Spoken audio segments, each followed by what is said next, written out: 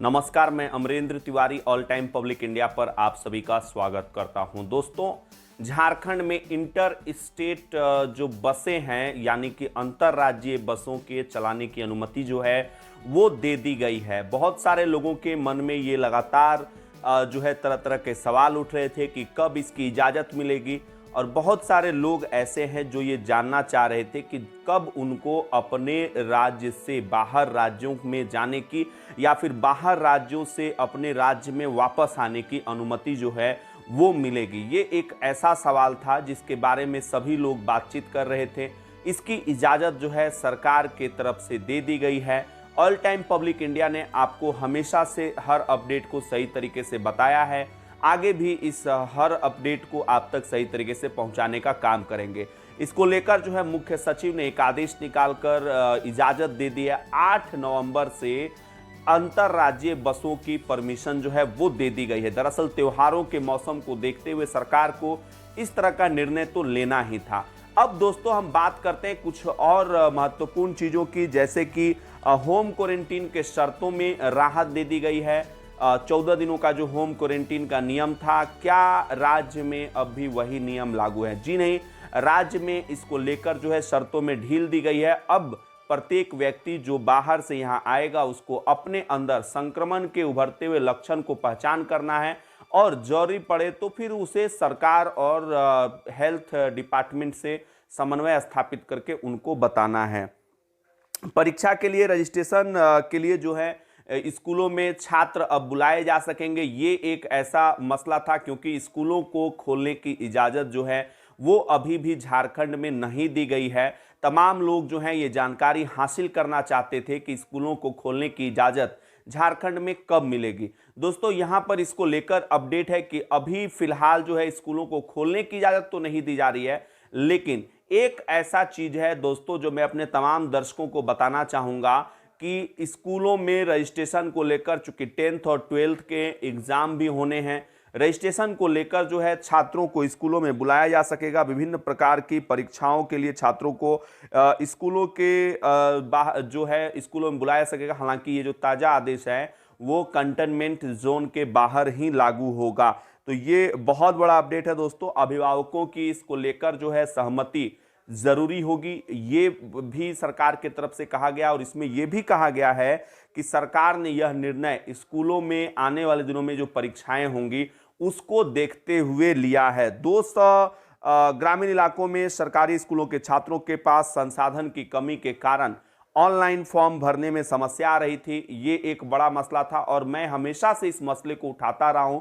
मैं आज इस मसले को और उठाना चाहूंगा कि अब तक जो है खास करके स्कूली बच्चों के सिलेबस, इनको सिलेबस को क्यों नहीं जो है प्रमुखता दी गई है। मुझे समझ में नहीं आ रहा है कि सिलेबस को लेकर हम कब जागेंगे, कब आखिर सरकार जो है सिलेबस जारी करेगी, क्योंकि अब तो ये फैसला जो है मुख्यमंत्री को खुद लेना है।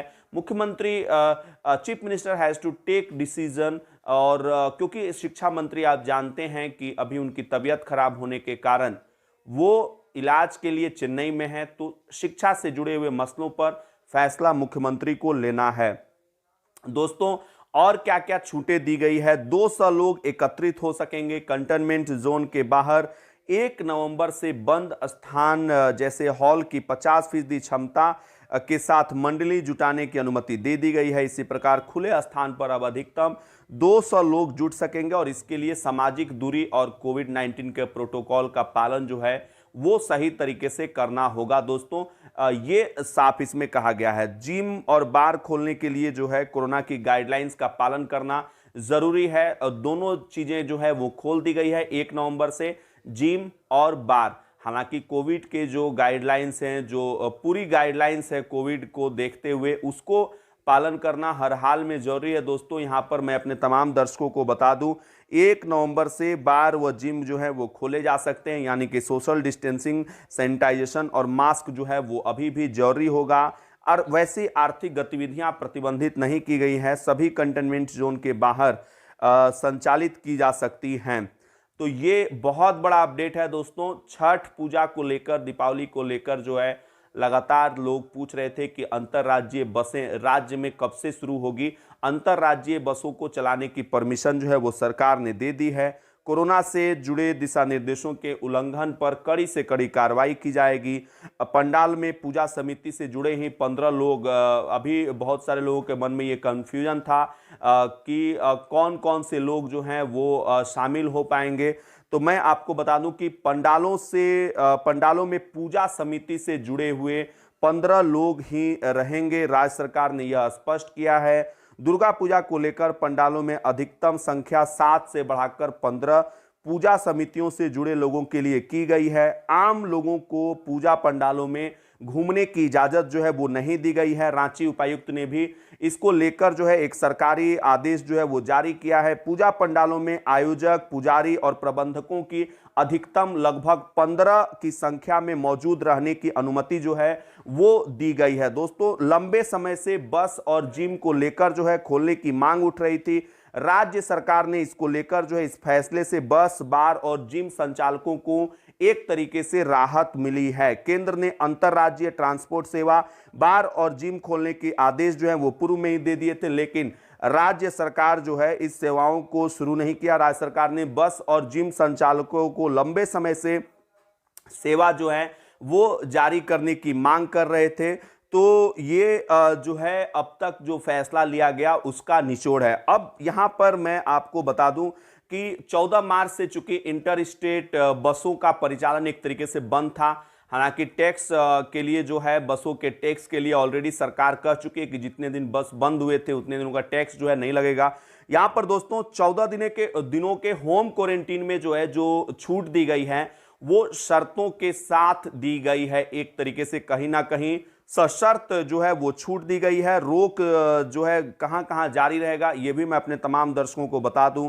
जुलूस, मेला, प्रदर्शनी, दर्शकों के साथ खेल गतिविधियों पर, स्कूल, कॉलेजेस, प्रशिक्षण, कोचिंग संस्थान पर और सिनेमा हॉल, स्विमिंग पूल और एंटरटेनमेंट पार्क पर जो है वो अभी रोक जो है वो जारी रहेगी। क्योंकि यहाँ पर बहुत सारे लोगों के मन में कंफ्यूजन था। जो पूजा पंडालों पर जो पूजा समिति से जुड़े 15 लोग ही रहेंगे, ऐसा जो छूट का आदेश जो दिया गया था, उसमें मैं अपने तमाम दर्शकों को बता दूं कि अधिकतम 15 की संख्या में मौजूद रहने की जो अनुमति दी गई है पूजा पंडालों में आयोजक, पुजारी और प्रबंधकों को ही दी गई है। इसको इस रूप में आप नहीं समझें कि कोई बाहरी लोगों को वहां पर जो है छूट दी गई है। दुर्गा पूजा की छुट्टी जो है 25 के बदले अब 26 अक्टूबर को होगी अवकाश घोषित। हालांकि पहले जो है 24 और 25 अक्टूबर को अवकाश घोषित किया गया था, लेकिन 25 अक्टूबर को चूंकि रविवार है और इसलिए राज्य ने 25 के बजाय 26 अक्टूबर को दुर्गा पूजा का अवकाश देने का फैसला किया है। तो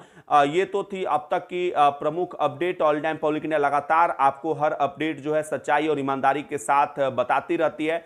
अगर ये आपको वीडियो अच्छी लगी तो फटाफट इसे लाइक कर दीजिए। चैनल पे अगर नए हैं आप तो चैनल को सब्सक्राइब करके बेल आइकन भी दबा दीजिए। मिलते हैं किसी फ्रेश एपिसोड के साथ, तब तक के लिए नमस्कार। जय हिंद, जय भारत, जोहार झारखंड, जय झारखंड। अगर ये वीडियो आपको अच्छी लगी तो ज्यादा से ज्यादा इसको शेयर कर दीजिए। और तमाम जो चीजें हैं वो मैंने आपको इसमें बताया कि सरकार ने क्या क्या चीजें छूट दे रखी है।